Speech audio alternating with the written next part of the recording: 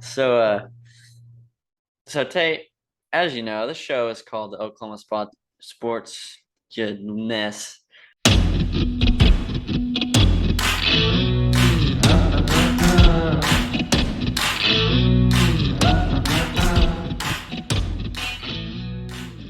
Sooner Nation, what's going on? We're back in familiar territory of talking about another disappointing Sooner loss. Colin, how you doing, my guy? I'm good. How are you doing, man? It's been a long time. It has been a while. We rattled off about 3 interviews in a row in a span of about 4 days, and then we haven't been on here in a while. So you look good though. Thanks, man. I see the flow growing out. Yeah, I'm Trying to just get trying something not new because I've done it before, but bringing it back. You're So trying to get that baseball flow where you got the hair coming out the back of the hat. exactly. If I'm gonna be a PO, I gotta look the part. So Right. So you got to have the hair and then like a nasty stash. yeah, I don't know about the stash. That's a little too much for me, but Hey, you got to commit. maybe come springtime I'll have one. I'll Got start to growing commit it to it. now. You'll just start throwing these like nasty sliders if you grow a nasty, and then every time you throw the slider, you can just. Hey, if that's what it takes, then I'll grow the stash. But Well, Colin, you were at the game on Saturday, so tell me what the vibes were like. Tell me what you saw. Get us started in this conversation. all right, man. Well, first, just pure and utter disappointment, man. I mean, that's the only word I can use to describe it. That's the second year in a row we've been out physicaled by Baylor, and if there's one thing we've been hearing all year, it's how physical and tough Baylor is, and we've been hearing how fast they are. And they rushed for over like 260 yards on us on Saturday at will, iced the game just so from a early in the guy fourth from a quarter. guy named Squirrel. What Like, what was his name? well, okay, so his name was Craig Williams, but you didn't have to deal with the terrible Colin. It was on ESPN Plus. Okay. So it's like the backup, Bottom it's of the not that high. barrel. Oh my gosh, it was this guy and girl. I don't even know who it was. I know some viewers probably know who it was, but the girl was terrible.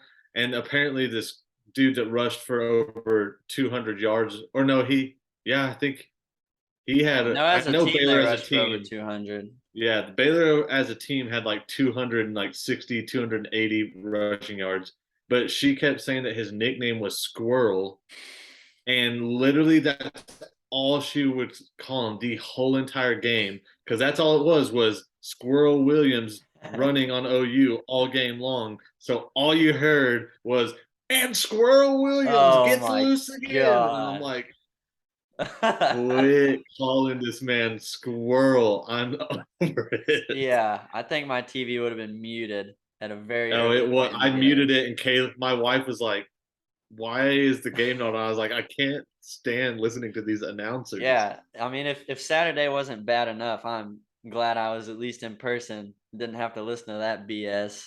Yeah, But I it's mean, like, pretty good crowd again. And the thing that sucks too is, you know, we get smoked by Texas, and then we go into Kansas. Offense looks really good. Defense doesn't look that good. And then we go bye week, but we still get a win, so we're all happy about that, coming off of the 3-game skid. And then we go into the Iowa State game. Offense doesn't look great, but defense looks pretty good, holds them to 13 points.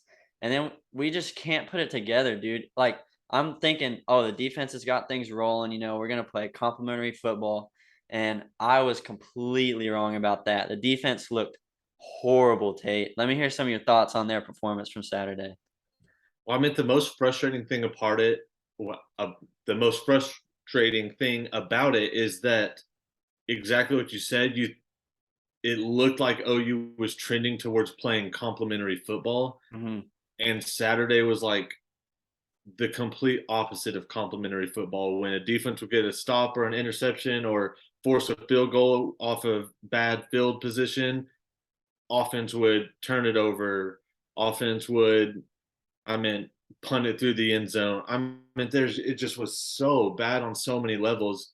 And like you brought up, we get stomped by Texas bye week, and then Kansas. No, Kansas before the Kansas bye bye week. week. But Yeah. Kansas, we get it rolling with against a good Kansas team, Yeah. and then bye week, and then Iowa State's a super physical defense, number one defense in the Big 12 as far as like total yards and scoring. Yeah. And we play physical football with them. Obviously enough to win the game. It wasn't perfect by any means, but so as a fan, you're like, okay, that's a really, really physical defense with very talented players, and we played with it. We played physical enough to win the ball game.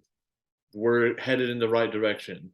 And for our team to show up and put that type of performance of no physicality, not getting lined up in the correct spots, it's baffling to me. It really is. Like I know I'm not a football junkie, I'm not a former player or anything, but I just don't understand how 9 games into the season we can't line up into our correct defense. We can't fire off the ball.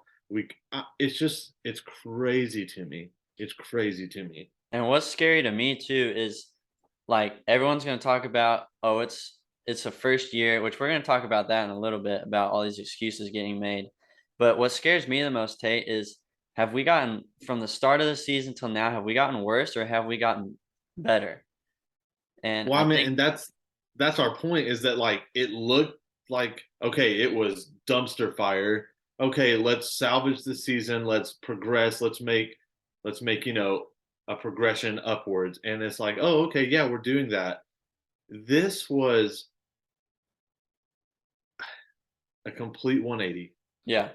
A complete 180. Well, and I think if you talk to OU fans before the year started, they would like we were pretty realistic about, you know, we're not in the best situation right now, and we don't expect like a semifinal or maybe even a Big 12 championship, but we expect BV to get these guys to play hard, to know their assignments, to tackle, right? Like that's what everyone was saying. And then we kind of see these first few games and we see improvement, we get all excited. And then ever since the Nebraska game, it's just been like this, and we've gotten worse. It seems like every game, which is scary to me that we haven't gotten at least better throughout the year. I feel kind of the opposite on that. I Okay. feel like way too much smoke was blown up like True. all off season of Schmitty Bell and BB's bringing that toughness back. He's bringing the grit. He's bringing like this is the Sooner football smash mouth, 10 toes down that we're gonna, that we've loved to see and wished for so many years now. And all this stuff like you kept hearing in the offseason, like offensive lines, the center point of this team, and Jordan Kelly's absolutely shredding it. Like it's just unreal. These dudes are locked in, but like that's what the whole offseason was, in my Yeah. opinion. And so I was like super high, and the nation was too. Like that's why they were top 10 in the country coming into preseason and Big 12 favorites. And so I think it was way too much. I don't know. But then again, like you said, there's several first year head coaching gigs that seem to figure it out just fine. Yeah. Go Oh, ahead. go ahead. No, you go. Okay. I'm like on the fence. I'm taking a Colin approach Okay. of where I'm like Tebow or Link, whatever, completely decimated this program. He really did. Like Okay. there's no ands, ifs, or buts about it. He decimated this team. We have 53 new faces, whether they're incoming freshmen or transfers. 53 new faces on this team. Okay. And so it's one of those things where I ride the fence on were we just in that bad of a position to where this is the best that we're going to get this year? Or again, are we trying to be too positive and look past some of the glaring issues already happening in this regime? Because I don't know how you list all the first year coaches having success, like with TCU being undefeated, LSU, Brian Kelly beating Bama, Dan um, Lanning, Dan Lanning, even um, Tebow. I mean, if you want to talk Tebow, about him. Florida head coach Napier or whatever, Mhm. Miami, Cristobal. I mean, now Miami's not doing that Yeah. well, but so you look at all those first years, and I wonder, was there really one of those programs that like OU was worse off than all of those programs Like, because all of those. you don't think OU has more talent than TCU? Like, I think if you took a poll, everyone would say OU has more talent than TCU, but So yeah, no, I agree. I that's why I'm like on this fence where Mhm. I don't know where I'm at with it, where I want to call a spade and say, I don't know, because it is year one. So do we give grace and allow him to have a couple years to get, everyone keeps saying, let him get his guys in there and, Yeah. let the, so I don't know. I'm riding that fence and still trying to figure it out for myself. Because then the truth is too, Colin, that there's a big time, like when we talk about, why teams are successful, a lot of it falls on that QB's shoulders. And Mhm. when you look around the country, there are four starting quarterbacks. Okay, because you have Caleb Williams, who's, I mean, a bona fide, Stud. just he's a stud. Mhm. Like you hate to say it, is what it is. Yeah. Bona fide stud. Spencer Rattler, 5 star. I'm not saying I wish we had Spencer Rattler instead of Dylan Gabriel. I'm just making a fact. Okay, so Caleb Williams, Spencer Rattler, Chandler Morris was starting over Max Duggan at the start of the year at TCU before he got hurt. Mhm. And then Tanner Mordecai just threw for 7 Yeah. touchdowns. That's 4 starters that were on OU's team 3 years ago that are still playing college football. Yeah. At So a it's one high of those level things where you too. just kind of like look at all of the situations that have taken place. And you know me, I hate sunshine. I'm fine like with people being positive as long as it's realistic. Mhm. And so I'm trying to find the realistic approach to how I feel about BV, Todd Bates, I mean the players. So I don't know exactly where I'm at. Maybe we can talk through some of it and I'll finally Yeah. land on one side of the fence. Well, the thing that worries me is just like, you hear the excuse of let him get his guys in, let him get his guys in. Sonny Dykes doesn't have his guys in. Uh, Link or Tebow has a few of his guys in, but not all of his guys. We know how well he can recruit. Okay. Uh, Brian Kelly doesn't have his guys in, and they're having success. And look at Nebraska's situation. How good Scott Frost was at UCF, and then he comes to Nebraska. And I'm not saying OU is going to turn into Nebraska. Okay, I don't want people to think that's what I'm saying, but like, how many times did they use that excuse? Wait till he gets his guys in. Wait till he gets his guys in. And then 3-9 last year and fired this year. Well, So it's then like, it turns into let him get his guys in, and well, now he has to have a year or two to develop those guys. And I exactly. swear, if I start hearing those like next year, because he had this whole class Mm-hmm. this past year that are freshmen this year, and then he'll have all these 23 guys, and a lot of them are early enrollees. Okay. So if I start hearing, well, he's got his guys, but he needs a year or two to develop, I don't know. I don't know. Yeah, well, it's like at some point you have to stop making excuses. And we get it. It's year one. There's going to be growing pains, but I have not seen this team get better. It'd be different if they were losing games, but like you could see them get better. We've gotten worse from the start of the year, and that's what scares me. Dude, Danny Stutzman, 28. We're talking about him being like an all-American linebacker at the beginning of the year, and now we're like, man, he's just as bad as 23-2, which is bad. Like, it's scary. And I know he's young, whatever, blah blah blah, but still at some point you got to stop making excuses. Can't blame the scheme. We've been in a 30 front, we've been in a 40 front, we've been bear front. We were listening to some guys talk about that, and it's not necessarily the scheme, but sometimes players got to go make plays. And these guys, either they're not very smart and don't understand the scheme, or they're soft as freaking toilet paper and don't want to Right. go up and make a play. So at some Yeah. point, you just got to stop making excuses. Right. And again, I just find myself,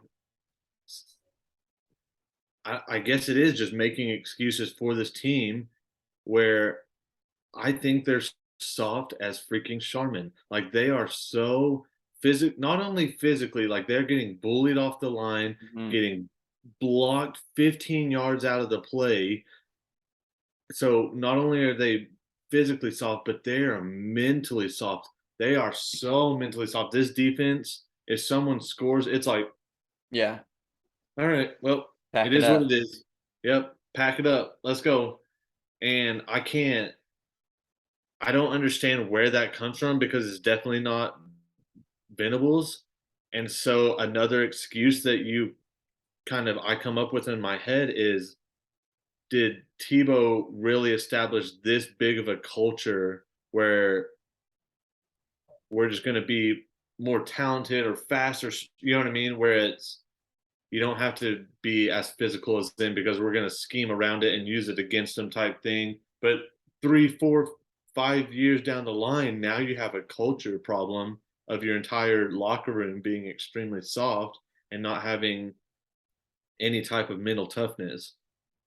Yeah. And I And mean, that kind of makes me think about, we interviewed Mackey on the show. Shout out Damian Mackey. shout out But Damian. and I asked him the question about comparing Stoops' first year and Venables' first year. And he talked about how he saw some similarities and wouldn't be surprised if he saw a lot of these guys either get like cut or leave, after the year's over.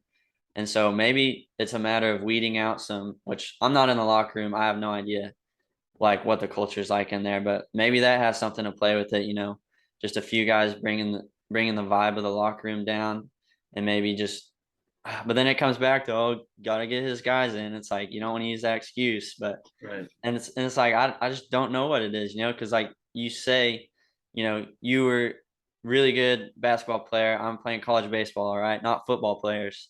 So it's like we don't understand the whole X's and O's, but just from what we're seeing, like, you don't know where to put the blame, but there's some blame that needs to be dealt out. 100%. Yeah, there's definitely blame. Somebody, like, there's accountability that needs to be like taken up. And I mean, if you don't start with the head man, I don't know where you start. That's why you see head coaches get fired so often Hmm. because it's like, Yeah. look, it's under your control. It's your regime. Like, I'm sorry that this guy isn't getting the job done, regardless of what you're saying, but that's still on you. And so that's why I feel like a lot more blame on BV than a lot of people, because why is 25 still in the game? Yeah. I completely understand the depth problem, but I promise I'm just in that mindset that I would rather see seven out there making mistakes. I'd rather see Kip Lewis out there. I'd rather see Robert Spears Jennings. I'd rather see Gentry Williams out there than Jaden Davis getting his butt burnt. I just would. I I I respect people's opinion saying I don't want to ruin their confidence, but for me personally and as a former athlete, I just would rather see those young guys getting that in-game experience, learning from their mistakes, because that's what you learn from, learning from their mistakes and getting that in-game experience so that next year we're ready to rock. Yeah. And at this point, it's almost That's like, BV's that's his decision. yeah. And at this point, it's almost like you'd rather see guys, if we're all gonna make mistakes, put the guys in there that are gonna make mistakes at 100 miles an hour, and not second guess, and uh, be hesitant, and that's why they're making mistakes. And two guys filling the same hole. That I think I could have ran that in for a touchdown. You know who could have ran that in for a touchdown, Tate? Grandma Fran. Grandma Fran. Shout out Absolutely, she Grandma could have. Fran. That's probably like the fifth shout out she's gotten on this show. Grandma Fran getting the love from the pod. But so let's kind of, I don't know, we can break down the game some. I mean, when you lose the turnover battle and you lose the penalty battle, you're not going to win a lot of games. And like you said, didn't capitalize when our defense finally did make a stop or force a turnover. And then Michael Turk has been super solid all year. And I don't even mind the choice. I mean, looking back on it, you on that You fourth and know short, me, I 100% and you hate the know me. choice.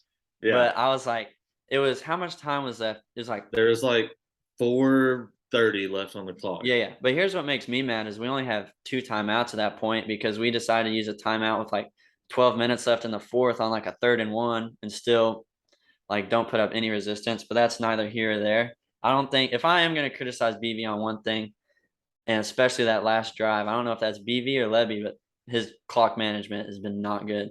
But anyways, so we don't go for it on that 4th and 4, and it was kind of Which a weird spot to look. Okay, but that goes back to the end of the third quarter where there's 7 seconds left in the game and we just ran it. So the clock's running and Yeah, they go and try and snap the ball super quick and get stuffed instead of just saying, okay, let's take it to the fourth quarter. It's 3rd and 4. Are we going to like have 2 plays to get the first down because we're going to go for it on fourth down? Or like you can 100% take that time and instead Levy or BV gives the okay to throw another play in there. mm, And so then the play call was a weird run, right? That gets stuffed. So you think a run on 3rd and 4 is just going to say, okay, well, we're going to set up our fourth down because regardless, like that's a super weird play call on third down if you're yeah, not going to go for it on fourth down.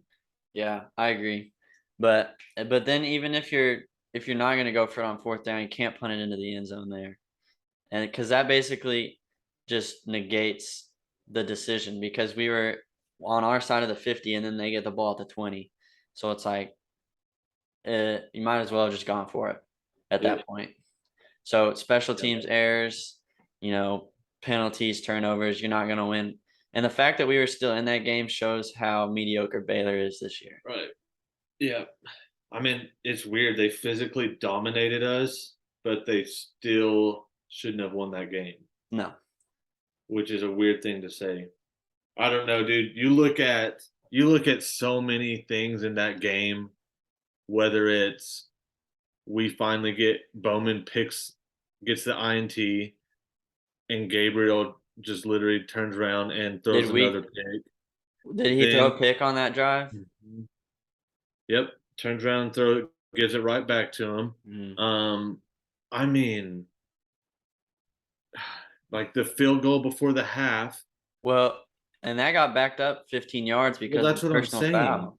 I know. That's what I'm saying. It's a chip, not a chip shot, okay, but it's like a 40 40 yarder yard, yeah, 40-yard field goal. with the wind at that point in the game too. And you look at the final score, and that mattered. Absolutely, 100% it that mattered. mattered. Okay. So we can't, I mean, Rame can't block the dude. So he puts his hands in his face. And that, I just don't understand that because you're completely aware of where your hands are. So I don't understand if it gets up. I understand like pushing and it's slipping and getting up in there, Yeah, but when you just keep it there and you're just like blocking, you know where your hands are on your body. yeah. How do you not understand? I have this dude's face mask in my hand. And that's a 15-yard penalty. 15-yard penalty, backs us up. We miss it going into halftime. But that was off another stop. So our defense clutches up, gets a stop. We punt and we're moving the ball before half. So even if he doesn't, what happened is DG went scrambling. He scrambled to like the 7-yard line on that play. Yeah, I remember. So he scrambled to like the 10-yard line, and we have like 7 seconds left. But no, we get a freaking hands to the face penalty. So not only are we out of field goal range, we could have maybe scored a touchdown. Hmm. Like had one play, a quick play to the end zone and then kick the field goal. Yeah. But we're getting points. But instead, nope, we're gonna have a penalty that backs us up out of field goal range. We don't get any points. And And then the same thing in the fourth quarter when they're driving, Baylor's driving, and we have to, if we hold them to a field goal, we're down 6 or something like that. Or maybe, I don't remember what it is. Baylor's driving. If we stop them for a field goal, it's huge. David Aguabu makes a heck of a play. It's third and 14. They have to get to the 2-yard line for a first down. No, Isaiah Coe, who got his butt blocked 10 yards off the field, grabs the dude's face mask and rips his helmet off. yeah. Hands it or personal foul, automatic first down. So instead of going 3rd and 14 and holding them and them having to kick a field goal, we give them a personal foul, first and goal at the 2-yard line, and they walk in for a touchdown. I mean, it was over and over and over and over self-inflicted wounds. Self-inflicted wounds the whole game. Yeah, it was at the worst possible times too. Like if you look at the penalty yardage, I think it's pretty close. But if you look at when those penalties occurred, it just can't happen when you're about to get a stop and get off the field. Like you have to get out of your own way. And the field goal at halftime that we missed, like Baylor gets the ball at the start of the second half. So that's huge for them because that's a 10-point swing or however many. Like we miss a field goal and then they go down and score 7 at the start of the second half. So that's just stuff that can't happen, and you're not going to win many ball games doing that. And so it's just so frustrating, especially like when you keep selling out the games and like people keep showing up and getting into the games, and it's just like they won't let you. It's like they want you out of the game almost. It's Well, do you incredibly want to talk frustrating. about the effects of what's happening now of Yeah, I our mean, we you want to talk about let BV get his guys in? Why don't you go ahead and touch on that real fast, Tate? BV can't get his guys in if all of our guys are decommitting and flipping to other schools because our team they watch the game whether it's in person and watch us get our absolute butt smoked freaking 49 zip to Texas. We had like 40 dudes on the sideline watching that game, and they watch us get stomped. And then you have, I think, like 15 guys at the OU Baylor game watch us give up 280 rushing yards. I mean, what do you could? Oh my gosh, dude! I Our biggest problem on this team is physicality and like the size and physicality on the defensive line. Our defensive line has been so we played Kent State and UTEP, and like we're leading the nation in tackle for loss. And then even Nebraska played really well. And ever since then, our defensive line has been non-existent. I don't know. I can't remember the last time I saw like so we might have had did we have one sack on Saturday? And other than that, it's just like they're playing on our side of the line of scrimmage the entire game. Not necessarily when we're on offense, but when we're on defense, we get no push at all on the line of scrimmage. Our defensive line is non-existent. But I just don't understand how you play teams like Iowa State and Baylor and Oklahoma State. How did those guys have 300 plus pound athletes on the D line, but we don't? Yeah. I mean, you look at where we're going in the SEC and Bama and Georgia and LSU and Tennessee and the absolute monsters they have on the D line, Ohio State, like Clemson. Yeah. Why does Oklahoma University not have those guys? And this recruiting class, we had 5-star PJ Barre. DJ Hicks was a silent commit, freaking 5-star, number 9 in the country. Colton Colton Bassett. Bassett, top 100 player in the country. He's probably Derek gone, so Derek LeBlanc, Jordan Renaud, Caden McDonald. We had like 6 or 7 D line recruits that were in the back. They were in the bag. And you look at those dudes, and they're 6'4", 300, 6'7", like 240, but long, quick. mm. Lose out on Renaud to Bama. Lose out on Caden McDonald to Ohio State. DJ Hicks flips to A&M. Colton Vasek took all his OU football commit stuff off, so he's about to decommit. And I probably mean, flip to it's Texas is what the yeah, rumors and are. he's flipping to the to hometown of Texas, and I'm just, oh my gosh, I don't know. Yeah. It's you again. It just goes back to the sunshine pumping of recruits don't care about what's happening on the field, blah blah blah, and I'm like, I call bullcrap because we've seen for about 2 months straight OU getting their tail whipped and recruits saying, maybe this Yeah. stuff that BV and Bates are telling me isn't exactly true. Yeah, it's very scary. Like cuz you don't this has been the worst season that I've had to endure, which I mean, you and me are spoiled, me even more so than you. Uh but you don't want to endure many more of these seasons. Right. And Well, I mean, if we continue down this track and like people say, BV get his guys in. Well, if BV can't get his guys in, then it's gonna get bad, dude. well, it's And annoying to me because people are like, y'all, there's a bunch of people on the boards that I'm a part of that keep saying, y'all need to chill out. We still have a top 10 recruiting class. There's no D. We need D linemen. We need depth at the D line, and there's absolutely no D line depth. And we have two guys. Yes, if we lose PJ Adebare and Derek LeBlanc, Lord help us. I'm not saying those guys aren't legit. I'm not saying they're not big time gets. They are. But whenever you also had DJ Hicks, Colton Bassett, Caden McDonald, Jordan Renaud in the mix, and you just are left with these two guys, it hurts and hurts a yeah, lot.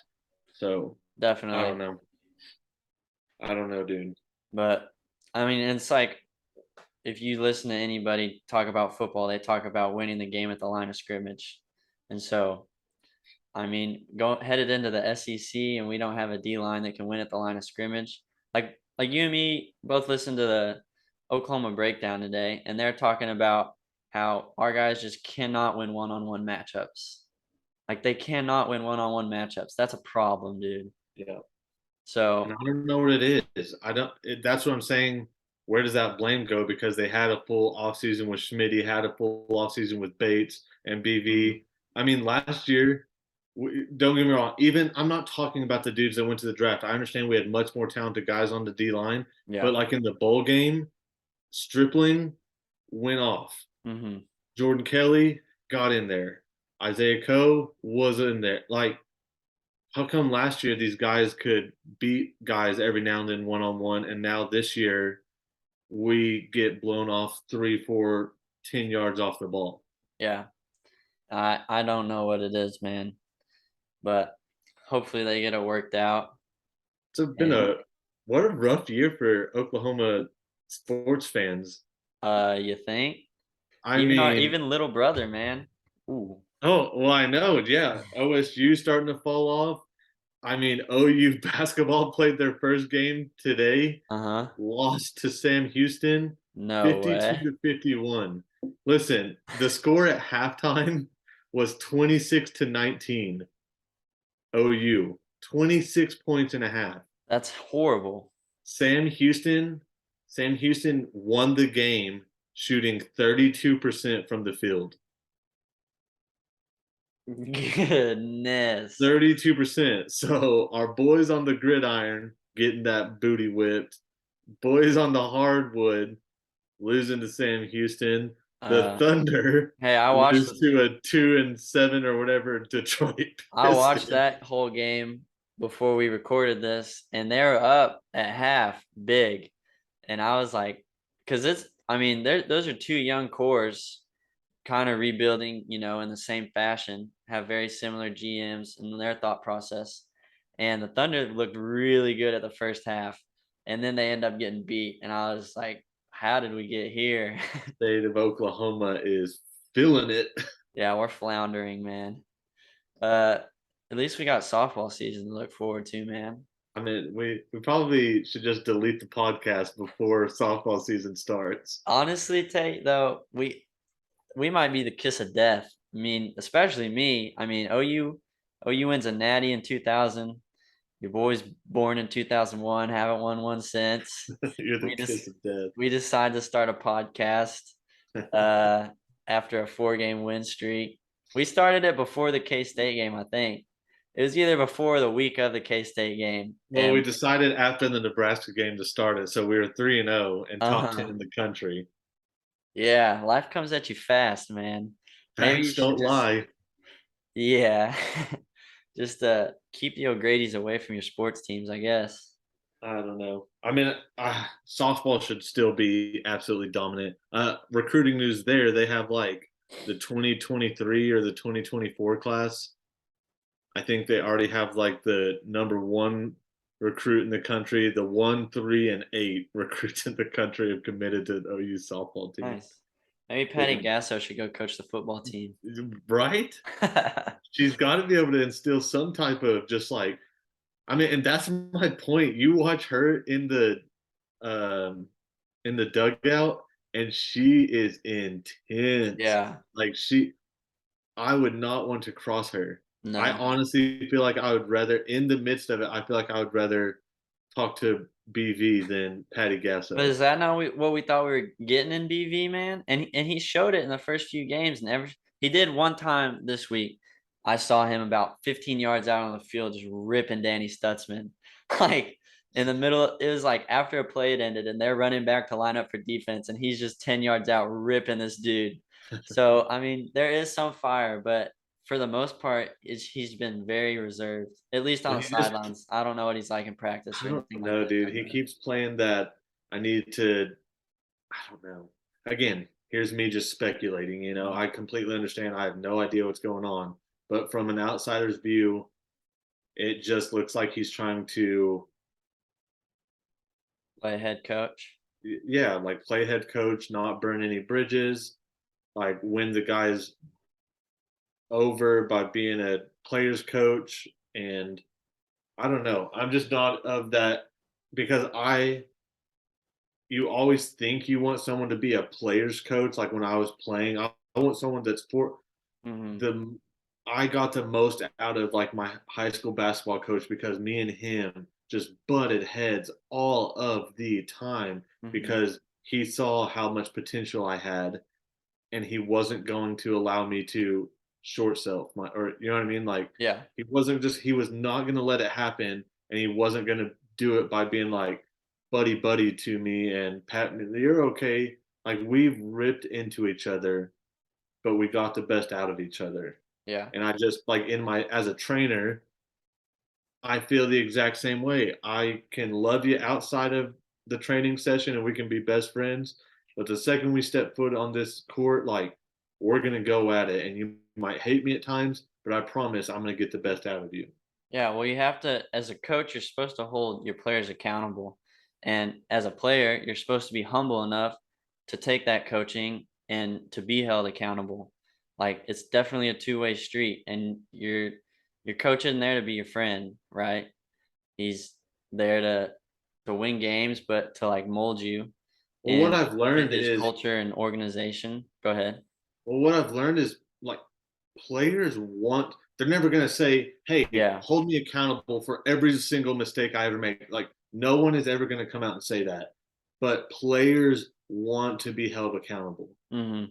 They'll never tell you that, but they want you to say, you screwed up there and you know better. You're doing it again. Or come sit your butt on the bench because you can't get it right. We've gone over this every single day in practice and you, for some reason, can't get lined up correctly 9 games into the year. Sit your butt down.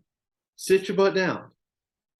Let's go watch this puppy get in there and mess up because he gets to mess up because he's a first year. Yeah. You've been in the system for 5 years and you can't get lined up right 9 games into the season. Sit down.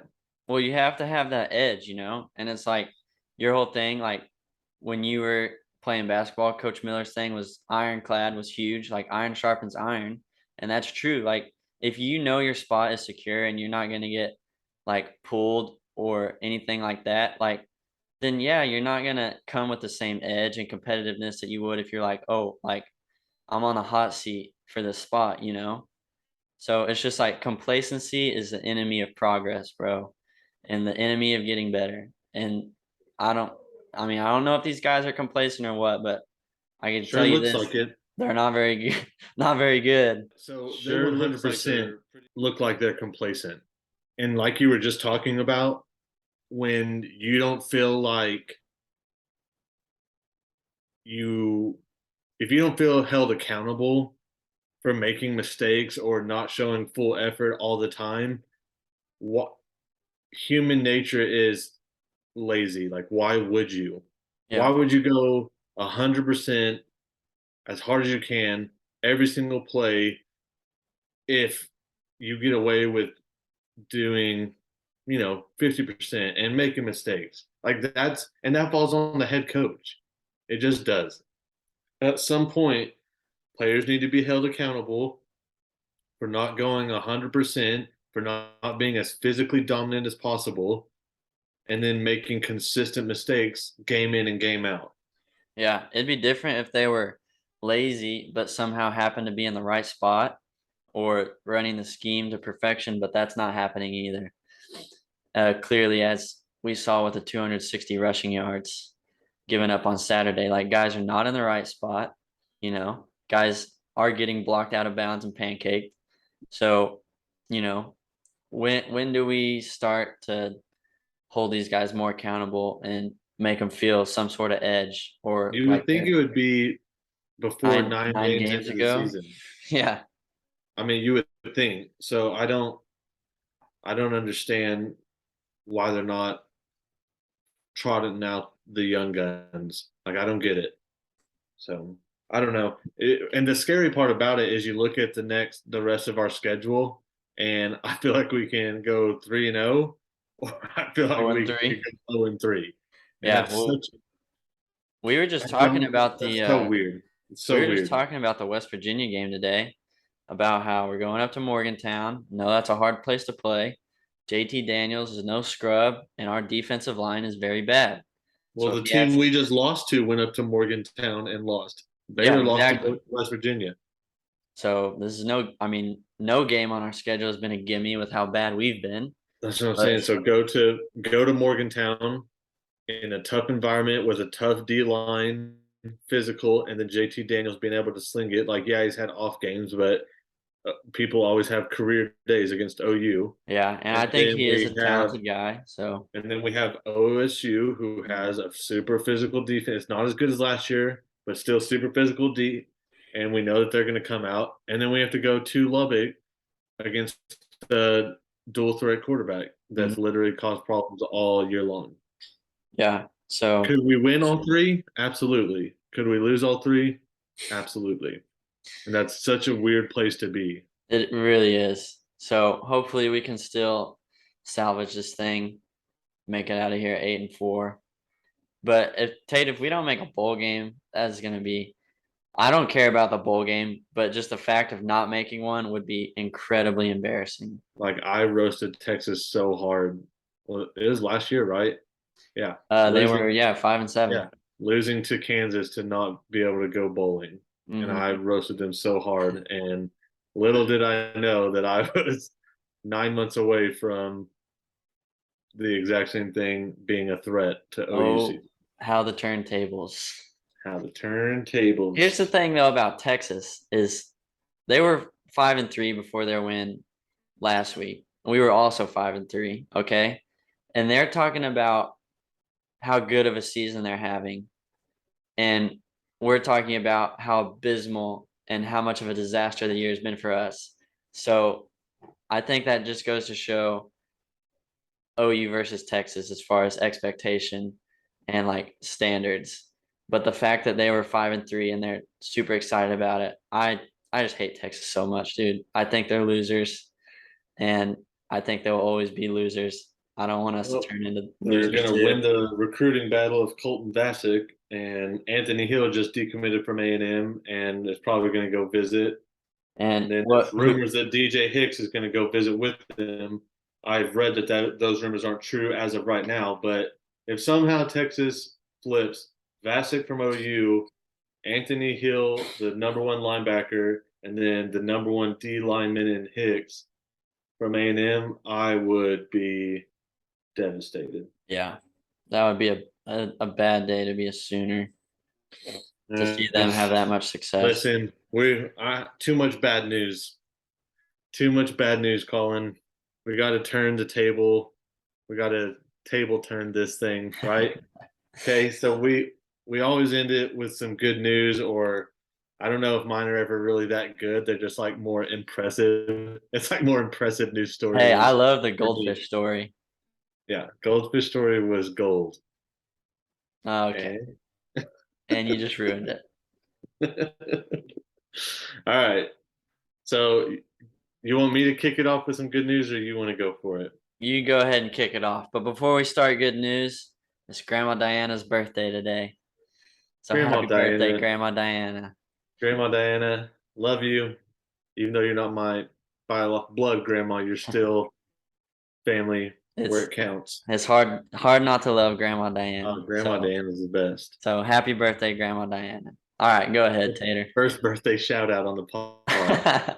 We're turning into the Oklahoma breakdown. Just kidding. Okay, so once again, my good news story, maybe okay, it's good. It's definitely good, but it's more impressive to me than it is good. Okay. Okay, so this says, and this is a week or two ago, so it might not be completely relevant, but okay, so it says injured Colorado hiker missing for 2 nights, rescued after a train passenger spots her on riverbank. So the story goes like this. This girl went hiking in Colorado and she went to take a picture and she fell off the cliff and broke her leg. She then spent 2 nights in the wilderness before crawling to the riverbank and flagged down a train passing by on a bridge. What kind of do we have the picture?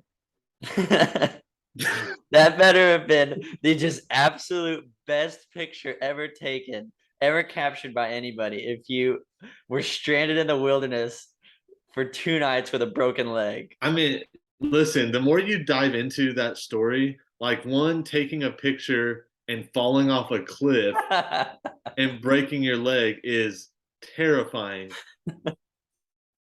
Then you kind of think about it, 2 full nights, like that means 2 moons have passed. You have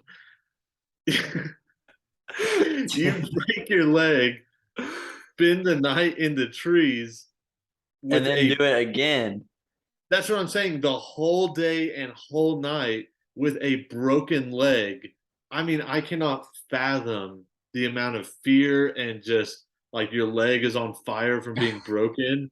And then you just happen to be like on a riverbank and this I mean so and then my mind transitioned to imagine being the person on the train and you think you're just casually looking out at this beautiful Colorado mountains and all of a sudden you look down and there's like Oh gosh, and I can't imagine what this person looked like after the 2 nights crawling out of the riverbed too.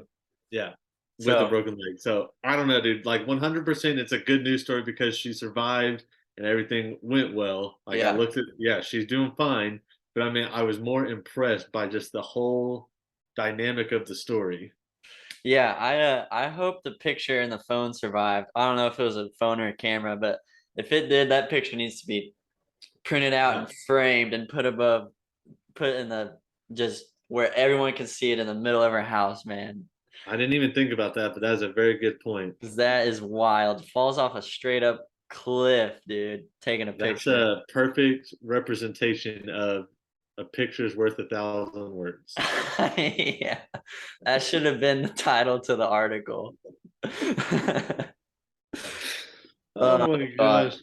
Yeah, great story. Good news. Glad she's okay.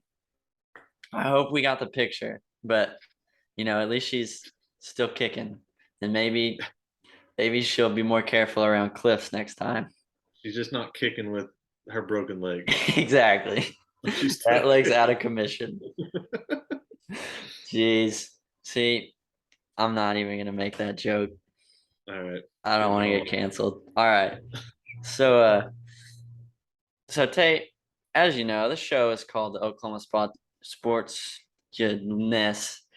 Oklahoma Sports Podcast with O'Grady and O'Grady. I'll edit that out. Don't even worry about no, you have to leave that. it. This is why we're having a ball on a budget and just do this on a Zoom call because nobody would pay us to go and talk into their microphones because we're not very eloquent. Anyways, I digress. O'Grady and O'Grady, right? We are come of Irish heritage. We're proud of that Irish heritage. And I don't know if this story happened in Ireland, but it gives me some huge Irish vibes, okay? And all I've got here is the headline, but I think it pretty much explains the story itself. So I've got it right here on my phone in front of me. Villagers celebrate reopening of local pub after 10 years, raising $500,000 or whatever their money is, 500K to buy it and halt its tear down. And there's a picture of these people all out front, and they look very, very happy that this pub is not being torn down. Raised 500K, Tate, to stop this pub from being torn down. Shout out to these people Yeah. for the love of their pub. Gives me huge For Ireland the vibes. love of pub. Yes. They need T-shirts that say "For the love of pub." Maybe we might have just wandered upon a gold mine there, Tate. We should go ahead and trademark that now and start putting out the merchandise for the love of That's pub. impressive. 500,000, like Yeah, we'll just say dollars, $500,000 for a by pub. for a small village. That's that's a great story. Good for That them. is for sure. Good for them. So good for them, good for the pub. We'll say it happened in Ireland. There you go. Good Good for for the Ireland. Ireland. That's right. Ireland, golly, Clover's up, baby. That's right. So, Well, Colin, we're back in our familiar territory of covering an OU loss. Felt like there was more fire in this episode. oh yeah, Had the competitive juices flowing.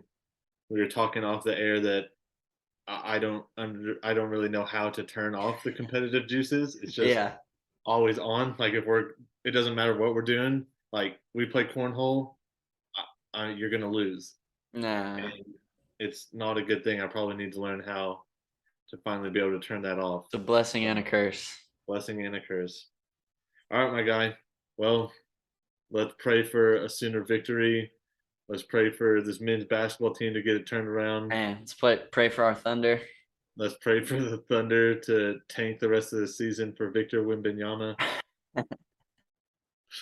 So, all So, right, man. all right, Love you. love you too, man. We'll see you. Talk to you later.